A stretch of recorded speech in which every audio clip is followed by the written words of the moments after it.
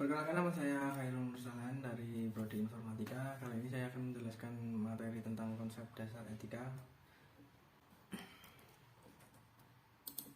Jadi konsep dasar etika itu ada 4, yaitu ada etika, moral, nilai, dan norma. Sering munculnya pertanyaan sebagai berikut seperti apa tahu itu etika, apa tahu itu moral, nilai, dan mengapa, bagaimana ada etika, moral, nilai, dan norma itu. Nanti saya akan menjelaskan satu persatu tentang materi tersebut.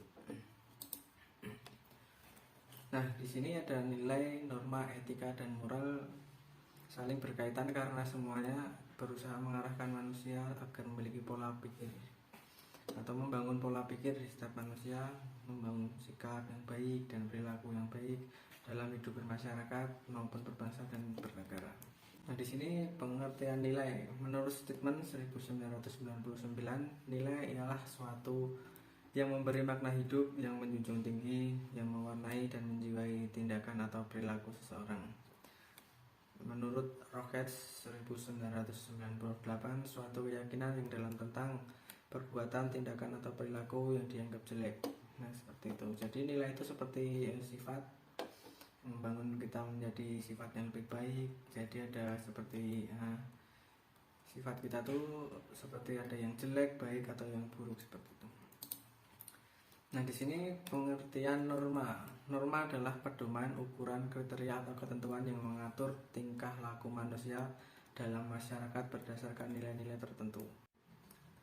Nah, jadi pengertian norma itu sepertinya kita di masyarakat kita harus seperti yang dikatakan dosen kemarin, ya seperti Pak RT atau ya Pak Kadus, dilarang melanggar norma-norma aturan yang ada, seperti itu.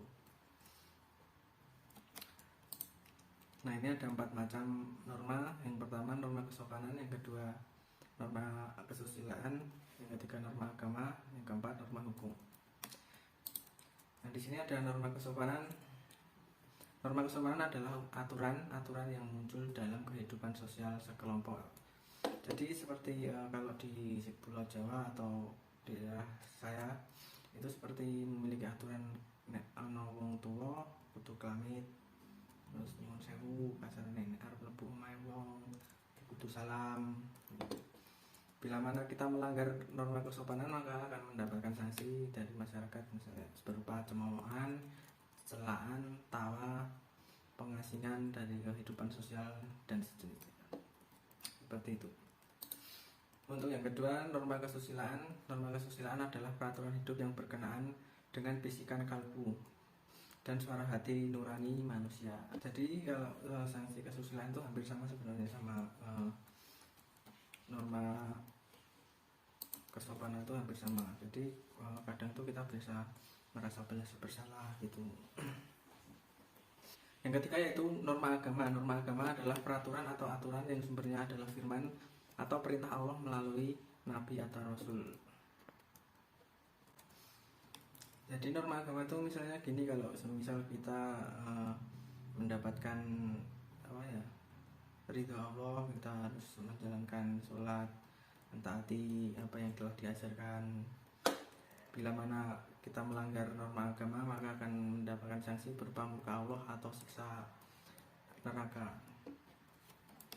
Seperti itu. Untuk selanjutnya, norma hukum. Norma hukum adalah peraturan-peraturan yang dibuat oleh negara dan keabsahannya dipelihara oleh instrumen-instrumen negara. Jadi siapa yang berhak atau itu ialah yang memiliki hukum. Bila mana kita melanggar norma hukum, maka akan mendapatkan sanksi penjara. Norma hukum memiliki karakteristik tersendiri, yakni berupa sanksi yang tegas dan imperatif jika dibanding dengan norma-norma yang lain. Jadi yang kita ketahui bahwa negara kita adalah salah satu negara hukum, maka kita harus tahu apa itu norma hukum. Untuk selanjutnya yaitu pengertian moral. Secara etimologis, kata moral berasal dari kata mos dalam bahasa Latin, berbentuk jamaknya mores, yang artinya adalah tata cara atau adat istiadat. Dalam Kamus Besar Bahasa Indonesia atau KBBI, moral diartikan sebagai akhlak, budi pekerti, atau susila. Nah, seperti ini. Ini adalah moral adalah hal-hal yang dapat mendorong manusia untuk melakukan tindakan yang baik sebagai kewajiban atau keharusan. Moral adalah sarana untuk mengukur benar atau tidaknya sikap dan tindakan manusia. Jadi ini seperti kita tuh mengukur apa yang kita lakukan itu benar atau salah, itu kita bisa mengukur tindakan kita yang telah kita lakukan seperti itu.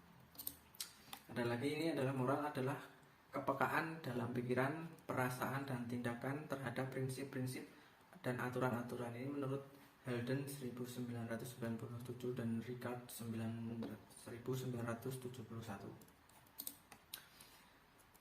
Nah, ini ada juga menurut Atkinson, moral adalah pandangan tentang baik dan buruk, benar dan salah, apa yang dapat dan tidak dapat dilakukan oleh manusia. Menurut Lamijan 1995, moral adalah ajaran yang berisi nilai dan norma untuk mengatur sikap dan tingkah laku manusia agar dapat melaksanakan perbuatan yang baik.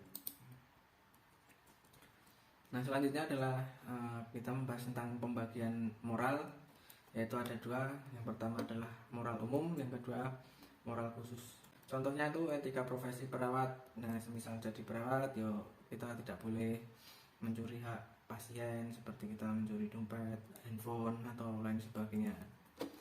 Dan untuk dokter, ya kita harus sesuai aturan, tidak boleh menjual yang lainnya seperti kayak narkoba dan sejenisnya gitu. Nah, ini adalah pengertian etika.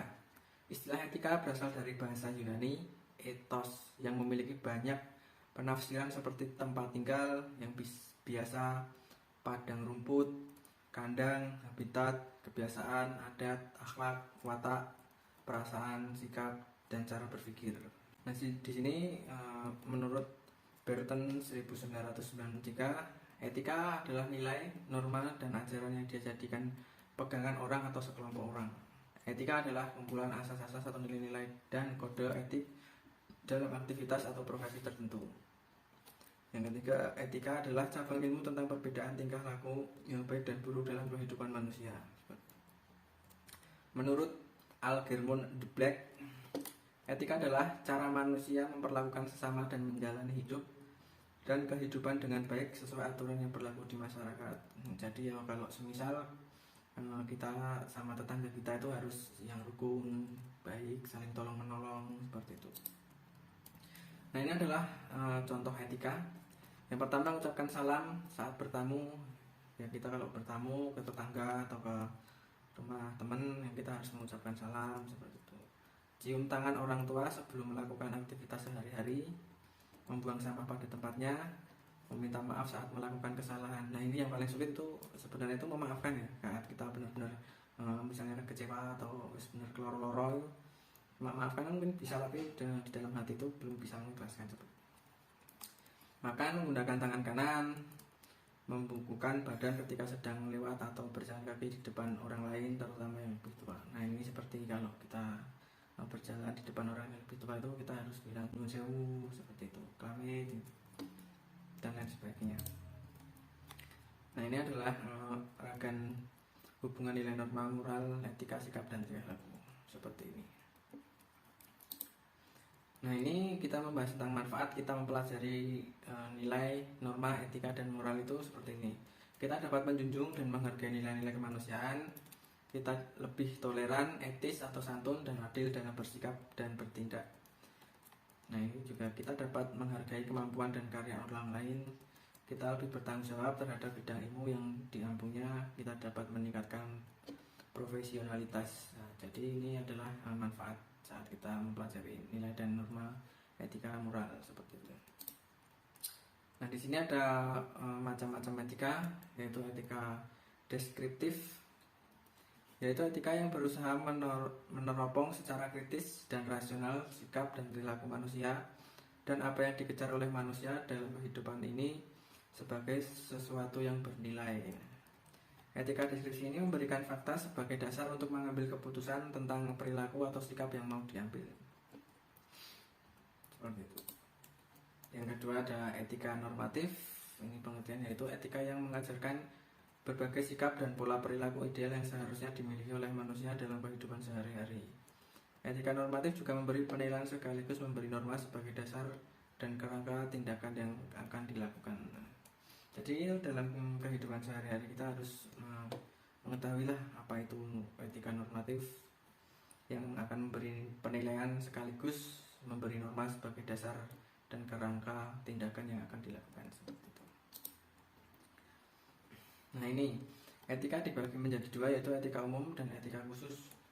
Untuk yang etika umum membahas prinsip-prinsip moral dasar, sedangkan etika khusus menerapkan prinsip-prinsip dasar pada masing-masing bidang kehidupan manusia.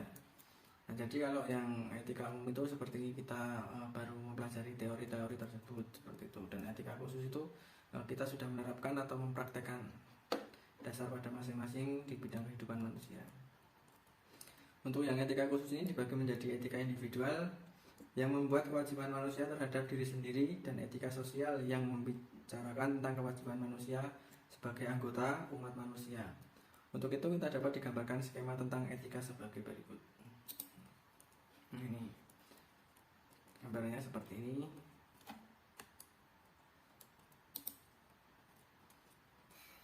Nah, di sini akan membahas tentang etika secara umum dibagi menjadi dua, yaitu etika umum mengajarkan tentang kondisi-kondisi dan dasar-dasar bagaimana seharusnya manusia bertindak.